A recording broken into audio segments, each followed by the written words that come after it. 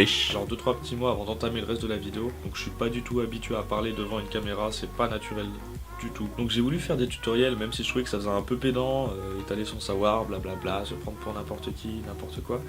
Mais qu'importe, moi ce qui m'intéressait particulièrement c'est de propager quelque chose, de transmettre un certain savoir et surtout des mouvements que j'appréciais particulièrement, que j'ai mis un petit moment à travailler et ça me ferait plaisir que des personnes viennent piocher dans ces tutoriels pour apprendre eux-mêmes à faire ces mouvements. Les vidéos ne s'adressent pas particulièrement à des capoeiristes, au contraire ça s'adresse à toute forme d'art corporel, donc si des breakers viennent et piochent dedans ça me ferait super plaisir. Pourquoi n'hésitez pas à me poser des questions si vous n'y arrivez pas, et au contraire si vous avez réussi à y arriver grâce à ces tutoriels, envoyez-moi une vidéo, ça me fera super plaisir de regarder le mouvement que vous avez fait. Donc, le mouvement que vous avez vu il y a quelques secondes, ça s'appelle Meia Lua di Colonna, c'est un mouvement de capoeira, il n'est pas spécialement compliqué à faire, il suffit juste de s'attarder sur 2-3 points clés, lesquels je vais vous expliquer maintenant. Donc avant de pouvoir faire cette acrobatie, il faut savoir faire la Meia Lua di Compasso, qui est le mouvement de base, qui est un coup de pied de capoeira. Vous pouvez le voir, c'est le premier mouvement que j'entame.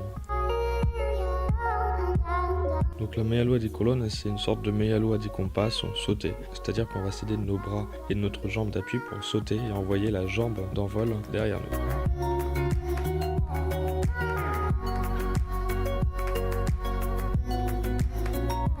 Donc la première, comme vous pouvez le voir sur la vidéo, on effectue le même lancement que sur la Meia Lua di Compasso. Il est important de bien placer ses deux mains entre ses jambes au sol pour pouvoir nous donner suffisamment d'énergie pour la suite. Pour l'instant, préoccupez-vous d'atterrir accroupi. Cet éducatif vous permet de vous habituer à la rotation de bassin qu'il faut avoir.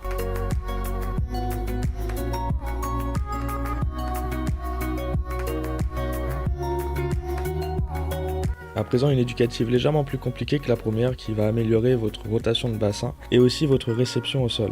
Là, le but n'est pas de sauter, il s'agit de faire une Meia Lua di Compasso en pont. Vous n'allez pas totalement terminer votre coup de pied, vous allez le couper à sa moitié pour partir en pont.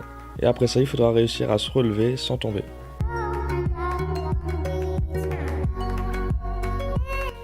Une fois que vous avez réussi, vous pouvez commencer à sauter légèrement, envoyer votre jambe à l'arrière et vous relever comme à l'étape précédente.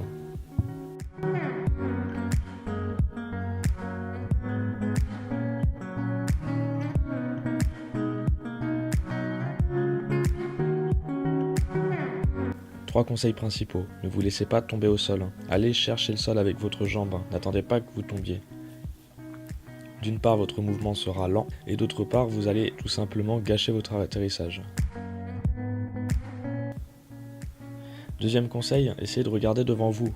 Gardez un point fixe en vue. Ça vous aidera lors de la rotation.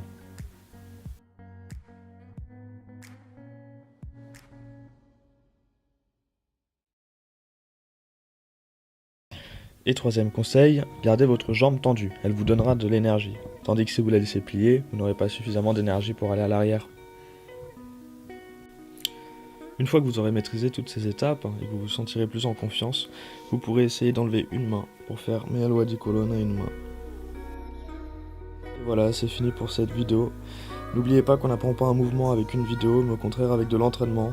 Cette vidéo est juste pour vous aider, vous donner des informations si vous n'en avez pas.